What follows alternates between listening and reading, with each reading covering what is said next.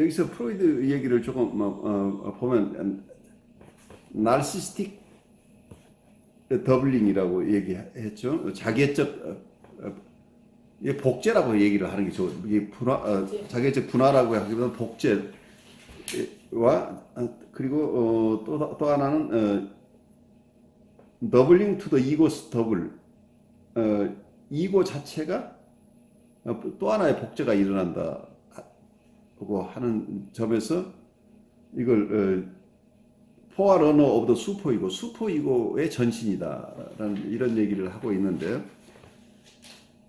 여기서 더블링이다 혹은 디비전이다 이런 개념들을 쓰고 있는데, 더블링을 분화라고 하지만 저는 어쩌면 복제라는 개념이 더 쉽지 않을지 어쩔지 모르겠어요. 어떤 면은 어떤 경우에 우리가 누구를 아이덴티파이 한다고 하는 것은 어때요? 누구를 동일시한다고 하는 것은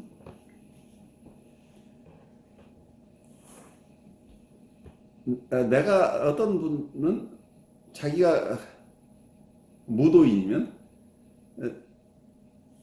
자기가 무도를 열심히 공부를 하고 있는데 이분의 심리 상태가 아주 안 좋은 사람인 경우에는 무도의 무림의 최고 고수가 사실은 나라고 우기는 사람이 있어요. 그러니까 어쩌면 자기의 분신이, 자기의 복제품이 또 하나 있다고 우기는 사람이 있어요. 완전히 그렇게 믿는 거예요? 아니면 그렇게 담고 싶은 그런 걸 말하는 그렇게 믿는 거예요. 그러니까 여러분들이 흔히 경험한 게 옛날에는 우리 조상자랑 꽤 많이 했죠. 우리 몇 대조는 재상이었고 또 그 위에 선대에서는 장군이었고 뭐 이런 얘기. 우리 집안에 뭐 서울에 사는 우리 조카는 또 뭘 하고 있고 이제 이런 것들이 보통은 자기하고 동일시하는 이런 패턴들이죠. 그러니까 자기의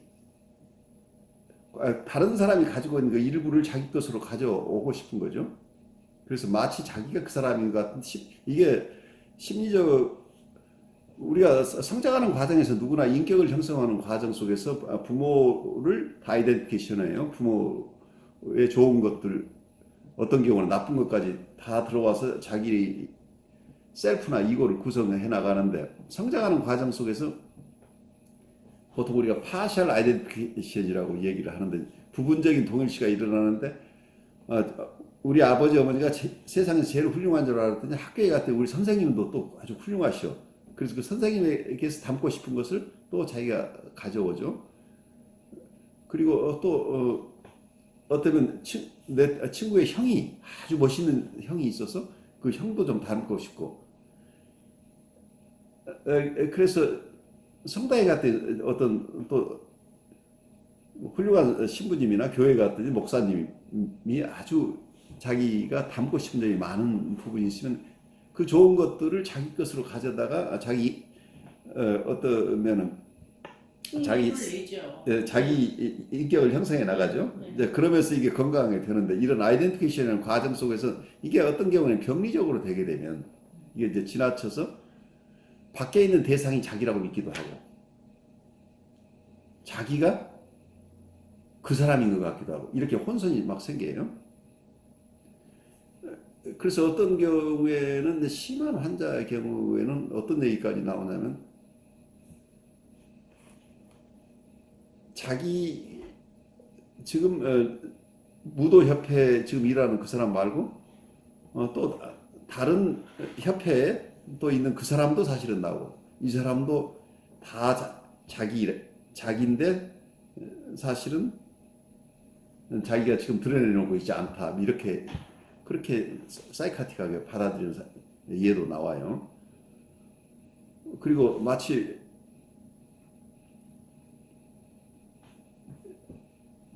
전혀 생각지 못하는 외국인도 원래 내가 그 외국인하고 처음에는 어떤 때는 건강할 때는 그 사람이 하는 무술을 자기가 굉장히 좋아한다고 얘기를 하는데 나중에 보면 사실은 이제 이게 조금 상태가 안 좋아지면 그 무술을 하는 그 사람이 그 이름이 사실은 내가 다른 이름을 쓰고 있을 뿐이지 나다 이렇게. 그래서 그 사람하고 나를 구별을 해야 되지 못하는 거죠. 그래서 이제 나중에 우리 대상관계 이론 배우면 프로젝티브 아이덴티피케이션이라는 용어가 나오는 프로젝티브 아이덴티피케이션이 어쩌면 자기의 일부, 자기의 마음의 일부를 다른 사람한테 투사한단 말이에요. 그래서 그 사람한테 나를 일부 보관시키는 기능이 있어요. 말하자면 아이가 자기한테 자기가 엄마를 사랑하는 마음도 있고 미워하는 마음도 있다고 한다면 엄마하고 관계를 유지하기 위해서는 자기는 사랑하는 마음을 가지고 있어야 되잖아요. 그럼 미워하는 마음은 엄마한테 맡겨버릴 수도 있어요. 그리고 자기 안에 갈등 구조를 형성하지 못하니까 자기 마음의 일부를 떼서 다른 데 보관시키는 게 프로젝트 아이덴티피케이션이에요. 경우에 따라서 또 다른 사람이 가지고 있는 것을 자기 것으로 가져오기도 해요. 이게 내사라고 하는 거죠. 인트로젝션. 프로젝션, 내 마음의 일부를 외부에다가 투사해서 다른 대상이 내 것을 가지고 있으면 어떻게 느껴요? 다른 대상이 나잖아요. 그래서 나하고 대상이 구별이 잘 안 되죠. 왜냐하면 나의 마음에 있는 일부가 저 사람한테 가 있어서 경우에 따른 이게 심각한 경우는 그 사람을 마음으로 저 사람이 무의식 속에 내가 생각하는 대로 이 사람이 움직이기도 해요. 그게 프로젝트 아이덴티피케이션에서는. 그래서 여러분들이 그때는 도구가 돼버려요. 왜냐하면 내가 움직이는 게 아니고 누군가의 마음이 나를 들어와서 점령해버리게 되는 거죠. 그러니까 이 사람 입장에서는 이 사람이 나예요. 내 대신 움직이니까. 그런 묘한 관계가 발생하는, 그러니까 내가 복제되기도 한다는 얘기예요. 내가 더블링이 생겨나죠. 이 사람 저 사람한테 프로젝션을 하면 내 마음이 딴 사람한테 맡겨놨으니까 내가 여러 사람이 될 수 있겠죠. 그래서 우리가 우스운 예로 뭐 꼭 그렇게 얘기를 할 수 없겠지만 손오공 얘기 보면 손오공이 어때요? 자기 털을 뽑아서 1000명의 손오공을 만들어내는 얘기가 나오죠. 그러니까 이게 더블링이죠. 자기한테 있는 힘이나 지략을 다른 원숭이한테 투사해서 그 원숭이가 자기 대신 행동하도록 만들어야 된다. 이제 이런 개념이 그 속에 숨겨져 있는데, 그래서 우선 나를 여러 개로 쪼개는 경우가 임상에서 나오죠. 그런데 또 하나는 대상을 그렇게 쪼개기도 해요. 대상을 어떻게 쪼개냐면 원대상하고 관계에서 굉장히 배드 오브젝트가 있어요. 자기 안에. 근데 이 배드 오브젝트는 너무도 자기를 힘들게 하는 대상에서 자기 안에 가지고 있을 수가 없어서 어떤 경우는 이걸 밖으로 내보내요. 내보내는데 이 배드 오브젝트가 여러 모습으로 들어와 있어요. 여러 배드 오브젝트를, 이 배드 오브젝트를 안에서 여러 개로 쪼개기도 해요. 너무 크니까 쪼개는지. 그렇게 얘기할 수도 있겠죠. 너무도 감당하기 어려울 때 대상 자체를 여러 개의 대상으로 쪼개서 이 사람의 마음 안에 있는 그 나쁜 사람은 수도 없이 많아요. 그러니까 원대상은 적은 숫자에 있을지 모르지만 이 사람의 심리 내적으로 인터널 월드 속에서 이 사람의 내면 세계 속에서 이 사람이 경험하는 많은 어떤 사람이 있다고 한다면 그 사람들은 어떤 이 배드 오브젝트가 복제된 사람일 수도 있겠다. 이거 그냥 제가 임상에서 드러나는 것을 가지고 이렇게 여러분하고 나누는 얘기예요. 근데 이게 안에만 머물러 있지 않고 어떨 때는 이 자기 안에 있는 내적으로 있는 나쁜 대상을 또 밖에 투사를 하죠. 자기의 내면화되어 있는 나쁜 대상들을 밖에 투사하니까 그 밖에 있는 사람이 자기를 공격하는 모습이 되죠. 그래서 밖에 위험한 사람들이 너무 많은 거죠.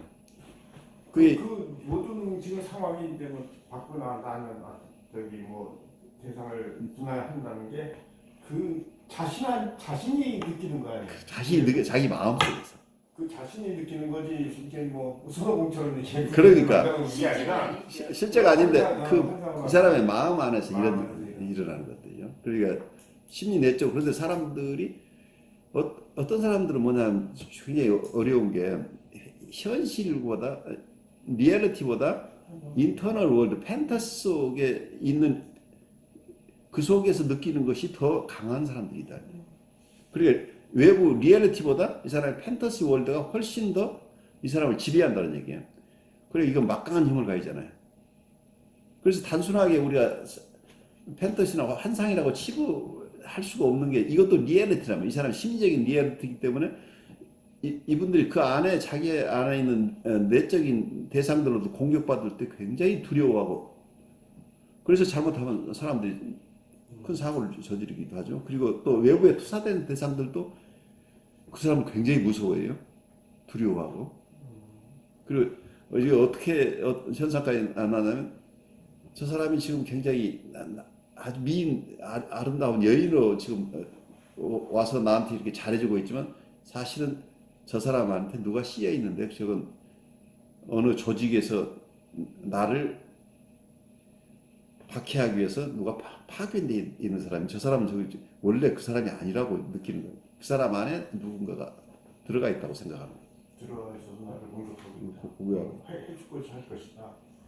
그래서 이런 것들이 심리 내적으로는 그래서 외부 자기를 이렇게 그러니까 이게 심한 불안이나 이제 이런 것들 때문이죠. 자기 안에 심한 갈등이나 불안 이런 것들이 원인이 되면 심리 내적으로 이걸 방어하는 여러 가지 방법 중에 원시적인 게 스플리팅이에요. 우리를 쪼개는 거죠. 그러니까 우리가 미친다고 하는 거 과거에 개념으로 우리가 미치겠다고 하는 건 뭐예요? 난 미쳐버리겠어. 그 얘기는 돌아버리고 싶다고 하는 거가 현실을 감당할 수 없는 경우에 그 불안에서 벗어나는 방법은 내가 도는 건데 도는 것은 어떻게 하면 도느냐면 내가 나를 인식하지 못하면 되잖아요. 리얼리티를 알 수 없도록 하려면 내 이고에 내 마음이 현실을 볼 수 없도록 만들어 버리는 거죠. 그러려면 내 마음이 쪼개져야 된다는 거예요. 내 마음이 산산조각이 나는 게 우리가 과거에 우리가 흔히 얘기했던 미쳤다고 하는 개념이죠. 그래서 자기가 인격이 통합이 되질 않으니까 통합된 인격이 한 사람으로서 이걸 감당하게 되면 너무 힘든데 자기 마음이 쪼개져 있으니까 이 현실이 다가오지 않는 거죠. 그 의미 자체가 자기에게 다가오지 않는 거죠. 정서도 이거 담을 그릇이 없잖아요. 그래 자기를 산산조각 내버린 게 어떤 면은 우리가 조현병이라는 얘기죠. 이게 분할되고 있다는 얘기예요. 그래서 이거의 기능이 완전히 망가져 있는 상황이 되죠. 그런데 이게 자기를 분할시키기도 하지만 또 한쪽에서는 대상 자체도 이렇게 여러 개로 분할되는 게 임상에서 보인다는 얘기. 그래서 자기나 대상 이것도 대상이라고 하는 것도 어쩐 자기 심리 내적인 것이니까 심리 내적인 그 대상 자체가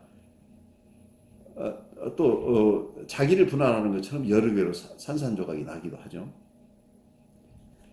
그래서 어떤 심한 조현병 환자나 심한 우울증 환자의 인터널 월드 속에 어떤 사이카틱한 어려움 속에 사는 사람들의 내적 세계는 생각보다도 아주 우리가 우리가 상상하는 것보다 훨씬 더 어려운 이런 아수라장이라고 표현할 수밖에 없겠죠.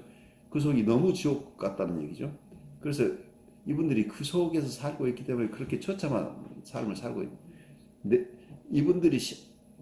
이분들의 실제는 외부 세계가 이분들의 삶의 실제가 아니고 판타지 속의 삶이 이분들에게는 더 강하게 자기들에게 다가오는 삶이죠. 그래서 여기서 빠져나오지 못하는 한 그 환상, 자기의 내적 세계 속에서의 박해 때문에 이분들이 견뎌내지 못한다.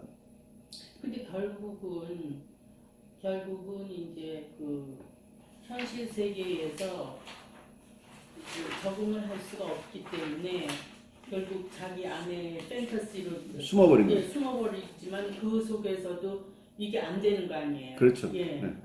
그러니까는 완전히 파괴되는 거예요. 그러니까 파괴되는 거예요. 네. 그렇게 내가 숨어버리면 살 수 있을 거라고 봤는데 실제 들어가 보니까 네, 그렇지 안 돼. 않은 거죠.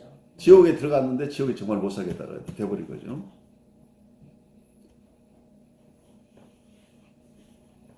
여기 보면은 분화를 하는 분화. 어쩌면 아버지가 어떨 때는 자기가 굉장히 자기를 보호해주는 아버지예요. 그런데 이 에디푸스 컴플렉스를 거치는 동안 이 아버지가 너무 무섭게 다가왔어요. 그래 자기를 너무 심하게 가혹하게 처벌을 하니까 이 사람의 심리 속에서는 자기를 보호하는 아버지하고 자기를 사랑하는 아버지 이 두 가지를 통합해내는 게 너무 힘든 거죠. 어떻게 아버지 한 사람이 이렇게 두 가지 양면으로 자기에게 다가오지 이걸 견딜 수가 없으니까 아버지하고 관계를 어느 한쪽으로 몰고 갈 수밖에 없게 된다는 거예요. 그러면 아버지하고 대항하는 사람은 좋은 아버지라는 개념을 아버지가 좋기도 하고 나쁘기도 하다. 아버지가 나한테 이렇게 야단치지만 야단치는 아버지도 사실은 나를 사랑하기 때문에 나를 야단치는 거야 라는 걸 내가 잘 알고 있으면 아버지에게 대항할 수가 없잖아. 그러니까 그러려면 아버지에게 대항하기로 아이가 결정을 하는 순간 사랑하는 아버지의 임하고는 완전히 억압해 버리는 거죠. 억압을 해야 아버지가 나를 사랑하는 게 아니고 아버지는 정말 나쁜 사람이야. 아버지가 너무 나쁜 사람이기 때문에 나는 아버지하고 싸워야 돼. 그래야 전의가 돋아나서 아버지하고 대항할 수가 있게 되잖아. 아버지하고 싸우려면 아버지가 나를 사랑하고 있다는 것을 내 의식으로 가져오는 한 내가 전의를 상실해 싸울 수가 없잖아. 그래서 좋은 아버지 상은 억압을 해버리고 이때는 그럼 나쁜 아버지하고 싸워 나가는 거죠. 근데 거꾸로 어떤 아이는 내가 그래도 아버지하고 사이가 난 아버지하고 정말 어떻게든 잘해보고 싶은 욕구가 큰 아이 같으면 근데 한쪽에서는 아버지가 이렇게 자기를 박해하고 있는 것을 눈을 감으면서 아버지를 좋아할 수가 없단 말이야 심리적으로. 그래 심리적으로 이게 쪼개진 이 두 가지 극단적인 것을 우리가 소화해낼 수가 없어요. 우리가 일상생활에서 여러분 누군가 극렬하게 싫으면서 극렬하게 좋다 하면 내가 어디 행복할 수가 없으니까 이 아이 입장에서는 아버지하고 계속 좋은 관계를 유지하면서 어떤 방식으로든 살아내겠다고 하는 아이는 무의식 중에 아버지의 파괴적인 부분 배드 아버지트인 아버지임하고 아버지에 대한 이미지 자체는 억압을 해버려야 되죠.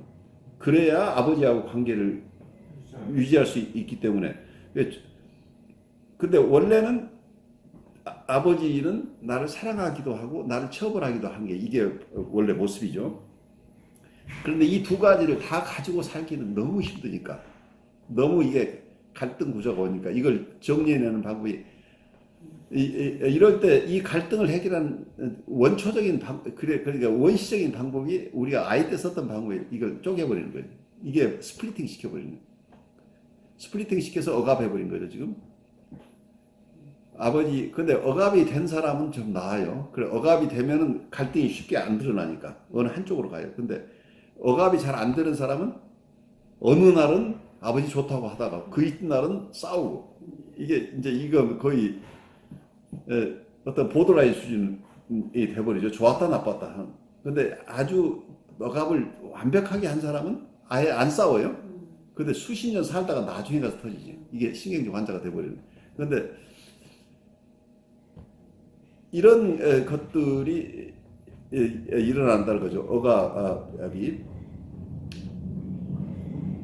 그래서 이 분리라고 하는 게 어떨 때는 이게 억압으로 가서 잘 처리가 되면 신경질 수준에 갈 수도 있는데 억압이 잘 안 되는 경우에서는 보통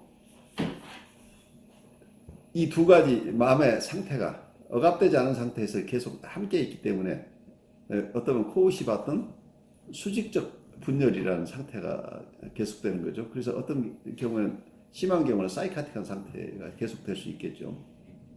그래서 이 사람은 좋은 대상과 나쁜 대상을 구별해 버리는데 어떤 면에서는 좋은 아버지하고 나쁜 아버지를 둘로 완전히 각각 다른 사람으로 느끼는 거죠.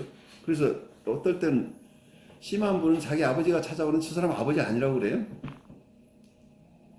아버지 아니고 우리 아버지는 저 외국인인데 우리 아버지가 나를 좀 잘 도우라고 저 사람을 시켰는데 저 사람이 나를 이렇게 잘 도와주지 않고 행패를 부린다고 이렇게 하는 사람이 있어요. 그러니까 좋은 대상과 나쁜 대상을 스플리팅 시켜버리는 거죠. 그런데 이게 억압이 안 되는 상태죠. 근데 어떤 사람은 이 좋은 대상은 어디 있는지 찾을 수가 없어요. 상상 속에서만 있지. 그러니까 나쁜 대상만 드러나는 거죠. 그래서 이게 분열이 되지만 이 분열된 상태도 각각 다르죠. 그리고 이게 억압하고 연결되기도 하고 억압이 안 되는 사람도 있고 그래서 그 심리 상태에 따라서 아주 다양한 모습으로 드러나는데 그래서 우리 스스로를 분열해내기도 하고 대상을 분열해내기도 하고 이러면서 어떻게든 이 갈등 구조나 또는 어떤 자기 스스로 견딜 수 없을 만큼 박탈된 경험들 거기서부터 벗어나고 싶어하는 이런 욕구들이죠. 그래서 어쩌면 신경증이거나 사이카틱한 분이거나 보드라인이거나 어떻든 이 살아내기 어려운 이 상황 속에서 어떻게 하면 버텨내고 살아낼 수 있을 것인가 몸부림을 치고 있는 분들이라고 우리가 이해를 해야 되는 거죠. 자기들은 무의식 중에 어떻게든 서바이벌을 하고자 하는 방식인데 그 서바이벌을 하는 방식 자체가 잘못된 방식을 선택을 해서 자기 스스로는 이 함정에서 빠져나오지 못하고 있는 분들이라는 얘기예요. 그래서 이분들이 안전하게 이 어려운 상황에서 빠져나올 수 있도록 도와주는 게 분석가나 라이프 코치들이 할 일인 거죠.